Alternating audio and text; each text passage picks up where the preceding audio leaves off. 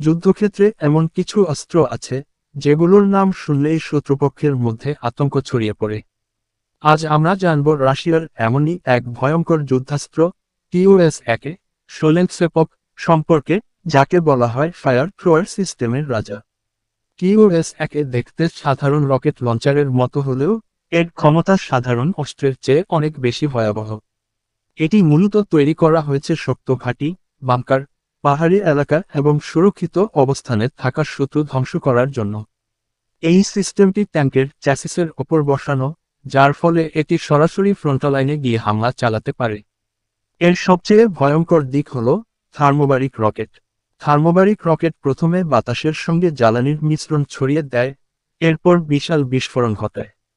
এই বিস্ফোরণে শুধু আগুন নয়, তৈরি হয় প্রচণ্ড তাপ ও ভয়াবহ চাপের তরঙ্গ, যা আশপাশের সবকিছু এক মুহূর্তে অচল করে দিতে পারে। TUS-1 একসাথে একাধিক রকেট নিক্ষেপ করতে সক্ষম। মাত্র কয়েক সেকেন্ডের মধ্যেই একটি বড় এলাকা আগুন ও তাপে ঢেকে যায়। শত্রুর বাংকার, ট্রেঞ্চ বা পাহাড়ের গুহা, কোনো কিছুই এই আঘাত থেকে সহজে রক্ষা পায় না।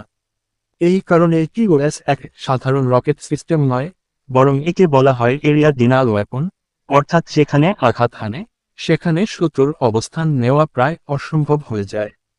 আধুনিক যুদ্ধে TUS-1 মূলত ব্যবহার করা হয় মনস্তাত্ত্বিক চাপ তৈরি করার জন্য। এর শব্দ, আগুনের ঢেউ এবং মুহূর্তেই ধ্বংস হয়ে যাওয়া এলাকা, সব মিলিয়ে শত্রুপক্ষের মনোবলে বড় ধাক্কা দেয়। সব মিলিয়ে বলা যায়, TUS-1 শুধু একটি অস্ত্র নয়, এটি যুদ্ধক্ষেত্রে ভয়, আগুন এবং শক্তির এক ভয়ঙ্কর প্রতীক।